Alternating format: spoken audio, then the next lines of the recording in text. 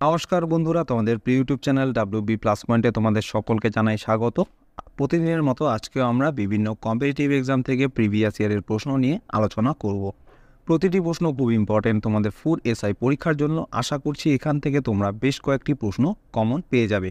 তো এর আগেও আমাদের অনেক ক্লাস হয়ে গেছে, সেই ক্লাসগুলো তোমরা ডিসক্রিপশনে দেওয়া প্লেলিস্টে গিয়ে দেখে নিতে পারো, তাতে তোমাদের আরও ভালো করে প্র্যাকটিস হয়ে যাবে। তো আজকের ক্লাসটা প্রথম থেকে শেষ পর্যন্ত মনোযোগ সহকারে দেখো। তো আজকে আমাদের প্রথম প্রশ্ন হচ্ছে, ডেকেন-এ কতগুলি হাইড্রোজেন পরমাণু রয়েছে? ডেক কথার অর্থ হচ্ছে 10। তো 10টি এখানে কার্বন পরমাণু রয়েছে। তো এখানে ডেকেন, এখানে এন অর্থাৎ অ্যালকেনের কথা বলেছে। অ্যালকেনের সূত্র আমরা কি জানি? CnH হবে 2n+2, এটা অ্যালকেনের সংকেত। আর অ্যালকিন হয়ে যাবে CnH2n, আর অ্যালকাইনের সংকেত হয়ে যায় CnH2n-2। তাহলে আমরা এটা হচ্ছে অ্যালকেন। তো এখানে এনের জায়গায় যদি আমরা 10 বসাই, তো C⁻10 আর H⁻2, আর এনের জায়গায় আমরা যদি 10 বসাই ইন্টু 10 + 2, তাহলে কত হয়ে যাবে? C10H 2 × 10 20 + 2 22, তো 22। তাহলে ডেকেনের সংকেত হয়ে যাবে C10H22। তো এখানে কি বলা হয়েছে? হাইড্রোজেন পরমাণু কতগুলো রয়েছে? তো এখানে হাইড্রোজেন পরমাণু রয়েছে 22টি। তো অ্যান্সার হয়ে যাবে অপশন সি। নেক্সট প্রশ্ন, আন্তর্জাতিক অর্থ ভাণ্ডারের অর্থাৎ IMF এর সদর দপ্তরটি কোথায় অবস্থিত? তো সঠিক অ্যান্সার হয়ে যাবে অপশন সি, ওয়াশিংটন DC-তে IMF এর সদর দপ্তরটি অবস্থিত। তো আন্তর্জাতিক মুদ্রা তহবিলের সদর দপ্তর মার্কিন যুক্তরাষ্ট্রের ওয়াশিংটন DC-তে অবস্থিত। এটি 1944 সালে প্রতিষ্ঠিত হয়েছিল, এটা ভালো করে মনে রাখবে।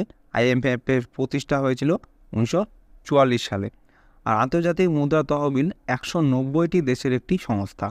এটি আর্থিক স্থিতিশীলতা সুরক্ষার জন্য, আন্তর্জাতিক বাণিজ্যের সুবিধার্থে, উচ্চ কর্মসংস্থান ও অর্থনৈতিক প্রবৃদ্ধি এবং বিশ্বব্যাপী দারিদ্র্য হ্রাস করার লক্ষ্যে কাজ করছে।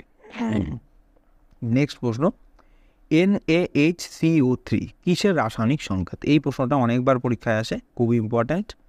তো NaHCO3 রাসায়নিক সংকেত, এটার নাম হচ্ছে অপশন সি, বেকিং সোডা। তো NaHCO3-কে বেকিং সোডা বলা হয়।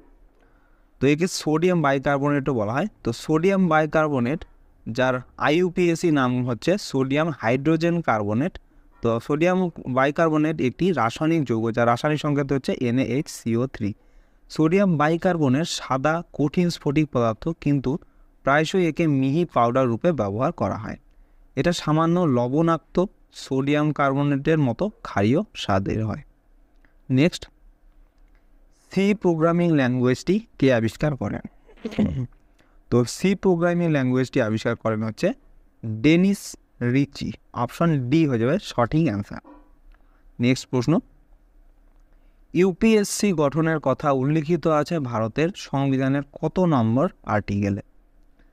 তো UPSC গঠনের কথা বলা হয়েছে হচ্ছে ভারতের সংবিধানের আর্টিকেল নাম্বার 315-তে।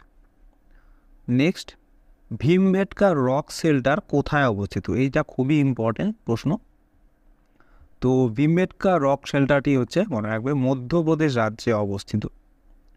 তো ভীমবেটকা প্রস্তর ক্ষেত্র মধ্যপ্রদেশের ভীমবেটকায় প্রস্তর যুগের একটি গুহা চিত্র। এটাই ভারতের সবথেকে পুরানো সভ্যতার নিদর্শন। এটি 2003-এ অন্যতম ইউনেস্কো বিশ্ব ঐতিহ্যবাহী স্থান হিসেবে নির্বাচিত হয়েছে। নেক্সট, রোগীদের শান্ত ও ঘুম পাড়াতে ডাক্তাররা কোন ধরনের ওষুধ ব্যবহার করেন?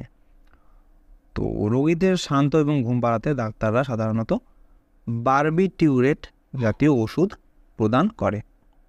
নেক্সট, নিচের কোনটির অফিসিয়াল ভাষা হচ্ছে ইংরেজি? দিল্লি, দমন-দিউ, দাদরা নগর হাভেলি নাকি চণ্ডীগড়ের? তো অফিসিয়াল ভাষা ইংরেজি হচ্ছে চণ্ডীগড়ে। এছাড়াও আরেকটি রাজ্যের অফিসিয়াল ভাষা ইংরেজি, সেটা তোমরা কমেন্টে জানাবে। তোমাদের এটা হোমওয়ার্ক, তোমাদের এটা আগেও পড়ানো হয়েছে যে আর কোন রাজ্যে ইংরেজি ভাষা অফিসিয়াল ভাষা হিসেবে বিবেচনা করা হয়, এটা তোমরা কমেন্টে জানাবে। নেক্সট, পান্না জাতীয় উদ্যান কোন রাজ্যে অবস্থিত? তো এই পান্না জাতীয় উদ্যানটি হচ্ছে মনে রাখবে মধ্যপ্রদেশ রাজ্যে অবস্থিত।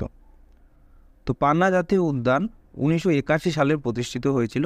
এটি ভারতের মধ্যপ্রদেশের পান্না ও ছাতারপুর জেলায় অবস্থিত।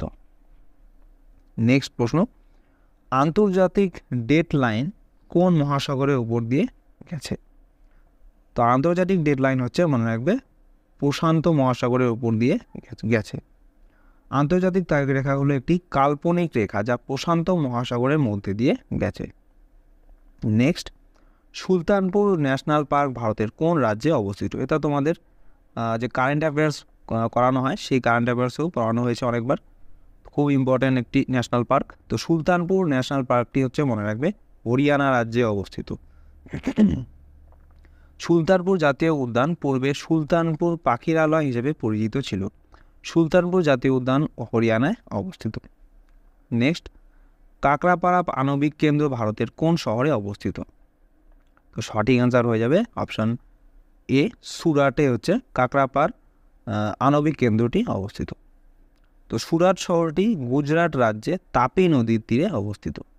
এই শহরটি গোপী নামে এক ব্যক্তি প্রতিষ্ঠা করেছিলেন। তিনি এই অঞ্চলটির নাম সুরজাপুর বা সুরজপুর করেছিলেন। এটি একটি বৃহৎ সমুদ্র বন্দর ছিল। সুরত তার বস্ত্র এবং হীরা শিল্পের জন্য বিখ্যাত। এটি ভারতের 8ম বৃহত্তম শহর সুরাট। নেক্সট, নিম্নলিখিত কোন শহরটি মুলামুথা নদীর তীরে অবস্থিত? তো সঠিক অ্যান্সার হয়ে যাবে অপশন সি, পুনেতে। পুনে হচ্ছে মুলামুথা নদীর তীরে অবস্থিত। নেক্সট, নগরহল জাতীয় উদ্যানটি ভারতের কোন রাজ্যে অবস্থিত? এটাও খুব ইম্পর্টেন্ট। তো নগরহল জাতীয় উদ্যানটি হচ্ছে কর্ণাটক রাজ্যে অবস্থিত। তো নগরহল জাতীয় উদ্যানটি রাজীব গান্ধী জাতীয় উদ্যান নামেও পরিচিত। এটাও তোমাদের মনে রাখতে হবে, খুব ইম্পর্টেন্ট প্রশ্ন। তো নগরহল জাতীয় উদ্যানের অপর নাম হচ্ছে রাজীব গান্ধী জাতীয় উদ্যান, আর এটা হচ্ছে কর্ণাটক রাজ্যে অবস্থিত। নেক্সট, ধূপখেল ভারতের কোন রাজ্যের একটি বিখ্যাত আঞ্চলিক খেলা? তো সঠিক অ্যান্সার হয়ে যাবে অপশন এ, আসাম। তো আসাম রাজ্যের একটি বিখ্যাত আঞ্চলিক খেলা হচ্ছে ধূপখেল। নেক্সট, বেরিং প্রণালী এশিয়াকে কোন মহাদেশ থেকে পৃথক করেছে? তো এটা হচ্ছে বেরিং প্রণালী। এই বেরিং প্রণালী হচ্ছে মনে রাখবে এশিয়া এবং উত্তর আমেরিকাকে পৃথক করেছে। অপশন সি হয়ে যাবে সঠিক অ্যান্সার। নেক্সট, নেইল পালিশ রিমুভারে কি ব্যবহার করা হয়? তো এটা সঠিক অ্যান্সার হয়ে যাবে অপশন সি, অ্যাসিটোন ব্যবহার করা হয়। তো অ্যাসিটোন যার সংকেত হচ্ছে C3H6O, যা প্রোপানন নামেও পরিচিত, এটি হলো একটি কিটোন এবং এটি হলো নেইল পালিশ রিমুভারের প্রধান উপাদান। এটি হলো একটি বর্ণহীন তরল পদার্থ যা প্লাস্টিক এবং ফাইবার তন্তু দিয়ে তৈরি। পরীক্ষাগারে এবং ওষুধ ও প্রসাধনীতেও এটি ব্যবহার করা হয় এই অ্যাসিড। নেক্সট, আকাশ ও সমুদ্র কতটা নীল সেটা মাপা হয় কোন যন্ত্রের সাহায্যে? তো আকাশ এবং সমুদ্র কতটা নীল সেটা যেই যন্ত্রের সাহায্যে মাপা হয় তার নাম হচ্ছে সায়ানোমিটার। নেক্সট প্রশ্ন, 1997 সালে বক্সিং প্রতিযোগিতায় মাইক টাইসন কার কান কামড়ে নিয়েছিল? তো ওটা সঠিক অ্যান্সার হয়ে যাবে option B, Evander Holyfield. Next, RBI এর জাতীয়করণ কত খ্রিস্টাব্দে হয়েছিল? তো আরবিআই এর জাতীয়করণ হয়েছিল 1949 সালে। খুব ইম্পর্টেন্ট প্রশ্ন, ভালো করে মনে রাখবে। তো 1949 সালে আরবিআই এর জাতীয়করণ হয়েছিল।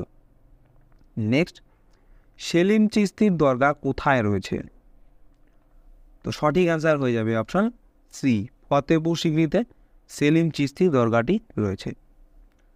তো সেলিম চিশতি ভারতে মুঘল শাসনের সময় চিশতিয়া তারিকার একজন সুফি সাধক ছিলেন। ভারতের আগ্রা জেলা শহর থেকে 35 কিলোমিটার দূরে ফতেপুর সিকরি শহরের জানানা রজার কাছে সেলিম চিশতির মাজারটি অবস্থিত। নেক্সট, পাঞ্জাব ন্যাশনাল ব্যাংক কে প্রতিষ্ঠা করেন? Very very important. তো পাঞ্জাব ন্যাশনাল ব্যাংক প্রতিষ্ঠা করেছিলেন লালা লাজপত রায়। তো তো পাঞ্জাব ন্যাশনাল ব্যাংক হলো একটি ভারতীয় পাবলিক সেক্টর ব্যাংক, যা প্রথম সম্পূর্ণ ভারতীয় ব্যাংক ছিল, যা 19শে মে 1894 সালে লালা লাজপত রায় দ্বারা প্রতিষ্ঠিত হয়েছিল। নেক্সট, বাফটা পুরস্কার কোন বিষয়ের উপর দেওয়া হয়? তো বাফটা পুরস্কার হচ্ছে চলচ্চিত্র ক্ষেত্রে দেওয়া হয়। নেক্সট, টিপাইমুখ বাঁধ ভারতের কোন রাজ্যে অবস্থিত? তো এই টিপাইমুখ বাঁধটি হচ্ছে মণিপুর রাজ্যে অবস্থিত। তো মণিপুর বারাক নদীর উপরে এই বাঁধটি অবস্থিত। নেক্সট প্রশ্ন, ডেবিট কার্ডের উপরে উল্লিখিত সিভিভি কোডটির পুরো অর্থ কী, অর্থাৎ ফুল ফর্ম কি সিভিভি এর? তো তোমরা অনেকেই ডেবিট কার্ড বা এটিএম কার্ড ইউজ করো। তো ডেবিট কার্ডের পেছনে অর্থাৎ এটিএম কার্ডের পেছনে এরকম 3টি অক্ষরের কোড দেওয়া থাকে। তো এই কোডটার নাম হচ্ছে সিভিভি কোড। তো এই সিভিভি কোডের ফুল ফর্ম হচ্ছে, মনে রাখবে, card verification value. Option B হচ্ছে সঠিক অ্যান্সার। নেক্সট, ভারতের কোন রাজ্যে সর্বাধিক চন্দন গাছ রয়েছে? তো সর্বাধিক চন্দন গাছ রয়েছে হচ্ছে কর্ণাটক রাজ্যে। নেক্সট প্রশ্ন, জাতীয় কংগ্রেসের কোন অধিবেশনে খাদি পরিধান করা বাধ্যতামূলক ছিল? খুব ইম্পর্টেন্ট প্রশ্ন। তো খাদি পরিধান করা বাধ্যতামূলক ছিল হচ্ছে গুয়াহাটিতে যে 1926 সালে অধিবেশনটি হয়েছিল, সেই অধিবেশনে খাদি পরিধান করা বাধ্যতামূলক ছিল। নেক্সট, নিচের কোন ক্রিকেটার আন্তর্জাতিক একদিনের ম্যাচে 200 রান করেননি? তো অপশনগুলির মধ্যে সচিন তেন্ডুলকার, রোহিত শর্মা, বীরেন্দ্র সেহবাগ, এনারা সবাই 200 রান করেছেন, একমাত্র ব্রায়ান লারা বাদ দিয়ে। তো অ্যান্সার হয়ে যাবে option B, Brian Lara. Next, ইউরোপের অসুস্থ মানুষ অর্থাৎ সিক ম্যান অফ ইউরোপ কোন দেশকে বলা হয়? তো ইউরোপের অসুস্থ মানুষ বলা হয় হচ্ছে তুর্কিকে। নেক্সট, উদাসী শিখ গুরু রাম রায় কোন শহরটি প্রতিষ্ঠা করেছিলেন, যেটি বর্তমানে উত্তরাখণ্ড রাজ্যের রাজধানী? তো সঠিক অ্যান্সার হয়ে যাবে অপশন বি, দেরাদুন। তো উদাসী শিখ গুরু রাম রায় হচ্ছে দেরাদুন এই শহরটি প্রতিষ্ঠা করেছিলেন। নেক্সট প্রশ্ন, হৃৎপিণ্ড কোনটি দ্বারা আবৃত থাকে? অর্থাৎ হৃৎপিণ্ডের যে বাইরের পর্দা, সেই পর্দাটির নাম কি? তো সঠিক অ্যান্সার হয়ে যাবে অপশন সি, পেরিকার্ডিয়াম। তো হৃৎপিণ্ড হচ্ছে পেরিকার্ডিয়াম পর্দা দ্বারা আবৃত থাকে। তো হৃৎপিণ্ড হচ্ছে বক্ষগহ্বরের বাম দিকে 2 ফুসফুসের মাঝখানে অবস্থিত একটি ত্রিকোণাকার ফাঁকা অঙ্গ। এটি হৃদপেশী নামক এক বিশেষ ধরনের অনৈচ্ছিক পেশি দিয়ে গঠিত। আর হৃৎপিণ্ড পেরিকার্ডিয়াম নামক পাতলা পর্দা দিয়ে আবৃত থাকে। নেক্সট প্রশ্ন, ইন্টারনেটের মাধ্যমে প্রদত্ত চিকিৎসা পদ্ধতিকে কি বলা হয়? তো ইন্টারনেটের মাধ্যমে প্রদত্ত চিকিৎসা পদ্ধতিকে বলা হয় টেলিমেডিসিন। অপশন এ হয়ে যাবে সঠিক অ্যান্সার। তো ইন্টারনেটের মাধ্যমে উন্নত চিকিৎসা পদ্ধতিকে বলা হয় টেলিমেডিসিন। টেলিমেডিসিন হলো টেলিফোন, ইন্টারনেট বা অন্যান্য নেটওয়ার্কের মাধ্যমে স্বাস্থ্য সংক্রান্ত তথ্য বা সেবা প্রদানের আধুনিক একটি পদ্ধতি। জরুরি পরিস্থিতিতে বা দুর্গম এলাকায় টেলিফোন বা ইন্টারনেটের মাধ্যমে ভিডিও কনফারেন্সিংয়ের সাহায্যে সেবা প্রদান করা হয় এর মাধ্যমে। নেক্সট প্রশ্ন, কোন দেশের মুদ্রা সবচেয়ে বেশি দামি? তো বর্তমানে সবথেকে বেশি দামি মুদ্রা হচ্ছে কুয়েত। অপশন ডি হয়ে যাবে সঠিক অ্যান্সার। তো বর্তমানে বিশ্বের সবথেকে দামি মুদ্রা হলো কুয়েতের দিনার। নেক্সট, কোন রেল দুর্ঘটনার পর লাল বাহাদুর শাস্ত্রী ভারতীয় রেলমন্ত্রীর পদ থেকে পদত্যাগ করেছিলেন? তো প্রশ্নটির সঠিক অ্যান্সার হয়ে যাবে অপশন বি, অ্যারিয়ালু রেল দুর্ঘটনার পরে হচ্ছে লাল বাহাদুর শাস্ত্রী ভারতীয় রেলমন্ত্রীর পদ থেকে পদত্যাগ করেছিলেন। তো 1956 সালে তামিলনাড়ুর আরিয়ালুর ট্রেন দুর্ঘটনার সময় দেশের রেলমন্ত্রী ছিলেন লাল বাহাদুর শাস্ত্রী। সেবার দুর্ঘটনায় মারা যান 142 জন যাত্রী। সেই দুর্ঘটনার নৈতিক দায় স্বীকার করে পদত্যাগ করেছিলেন শাস্ত্রী। নেক্সট, ভারতের কটি রাজ্যের সীমানা পশ্চিমবঙ্গকে স্পর্শ করেছে? তো পশ্চিমবঙ্গকে মোট হচ্ছে 5টি রাজ্য স্পর্শ করেছে, আর এই 5টি রাজ্য হচ্ছে আসাম, বিহার, ঝাড়খণ্ড, সিকিম এবং উড়িষ্যা রাজ্য। নেক্সট, দুধওয়া ব্যাঘ্র সংরক্ষণ কেন্দ্র ভারতের কোন রাজ্যে অবস্থিত? তো দুধওয়া ব্যাঘ্র সংরক্ষণ কেন্দ্রটি হচ্ছে উত্তরপ্রদেশ রাজ্যে অবস্থিত। নেক্সট প্রশ্ন, ডেনমার্কের রাজধানীর নাম কি? তো ডেনমার্কের রাজধানীর নাম হচ্ছে অপশন সি, কোপেনহেগেন। নেক্সট, পৌরাণিক সময়ে কোন শহরটি প্রাগজ্যোতিষপুর নামে পরিচিত ছিল? Very very important. তো প্রাগজ্যোতিষপুর নামে পরিচিত ছিল হচ্ছে গুয়াহাটি। তো প্রাগজ্যোতিষপুর ভারতের আসামে বর্তমান গুয়াহাটির অন্যতম মধ্যযুগের বর্মন রাজবংশের ঐতিহাসিক নগর তথা কামরূপ রাজ্যের রাজধানী ছিল। খ্রিস্টীয় 7ম শতকের পর প্রাগজ্যোতিষপুর নাম প্রচলন হয়েছিল। নেক্সট প্রশ্ন, রাজীব গান্ধী আন্তর্জাতিক বিমানবন্দর ভারতের কোন শহরে অবস্থিত? তো সঠিক অ্যান্সার হয়ে যাবে অপশন এ, হায়দ্রাবাদে হচ্ছে রাজীব গান্ধী আন্তর্জাতিক বিমানবন্দরটি অবস্থিত। নেক্সট প্রশ্ন, আহমেদাবাদকে কি বলা হয়? তো আহমেদাবাদকে বলা হয় হচ্ছে ভারতের বোস্টন বা বোস্টন অফ ইন্ডিয়া। নেক্সট প্রশ্ন, বিখ্যাত ট্রয় নগরী কোথায় অবস্থিত? তো বিখ্যাত ট্রয় নগরী হচ্ছে তুরস্কে অবস্থিত। নেক্সট, মানুষের চক্ষু দানের সময় অর্থাৎ চোখ দানের সময় দাতার চোখের কোন অংশটি নেওয়া হয়?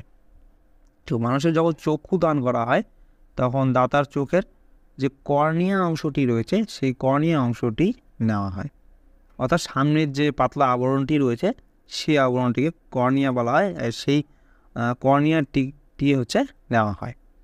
নেক্সট প্রশ্ন, পার্ল অ্যাশের রাসায়নিক সংকেত কি?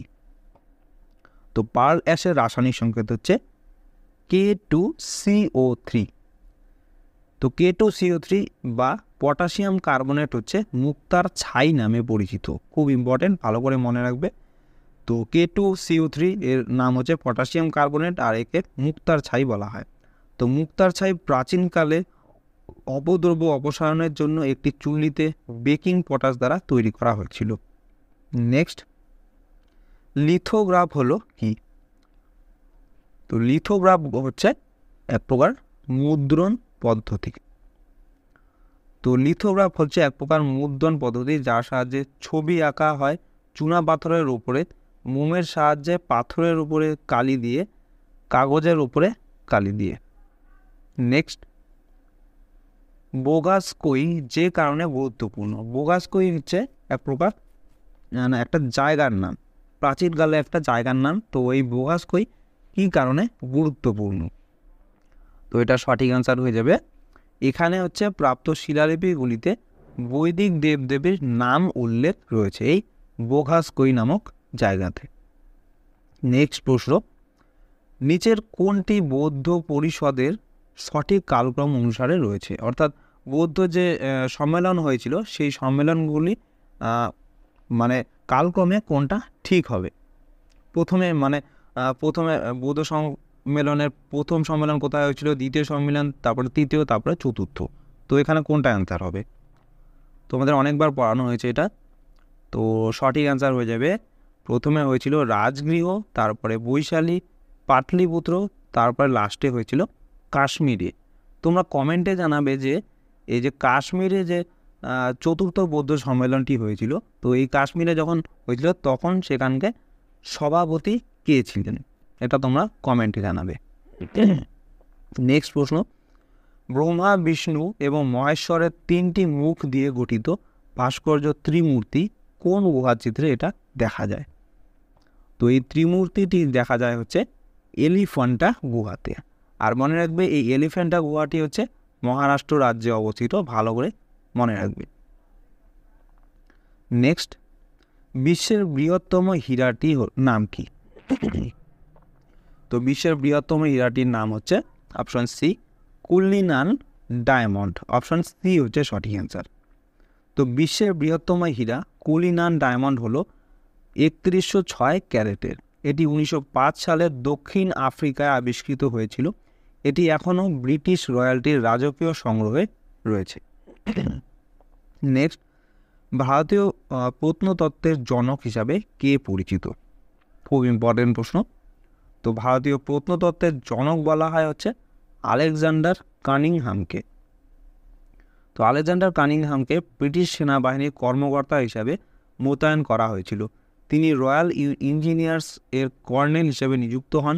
তিনি ভারতীয় প্রত্নতত্ত্বের জনক হিসাবে পরিচিত। নেক্সট প্রশ্ন এবং আজকের ক্লাসের লাস্ট প্রশ্ন। তো ভারতের প্রথম পতাকা যেটিতে ছিল 8টি গোলাপ ও ধর্মীয় প্রতীকের চিহ্ন, সেটি কত খ্রিস্টাব্দে উত্তোলন করা হয়? Very very important. তো এই পতাকাটি উত্তোলন করা হয়েছিল হচ্ছে 1906 সালে। তো কলকাতায় পার্সি বাগানের স্কোয়ারে 7ই আগস্ট 1906 তারিখে এই পতাকাটি উত্তোলন করা হয় প্রথমবার। তো বন্ধুরা, এই ছিল আজকে আমাদের ক্লাস। তোমাদের কেমন লাগলো অবশ্যই কমেন্ট করে জানাবে। ভালো লেগে থাকলে অবশ্যই একটি লাইক করবে এবং চ্যানেলে নতুন হয়ে থাকলে চ্যানেলটিকে অবশ্যই সাবস্ক্রাইব করে রাখবে এরকম আরও ক্লাসের জন্য। তো তোমাদের সাথে দেখা হচ্ছে নেক্সট ক্লাসে। ধন্যবাদ।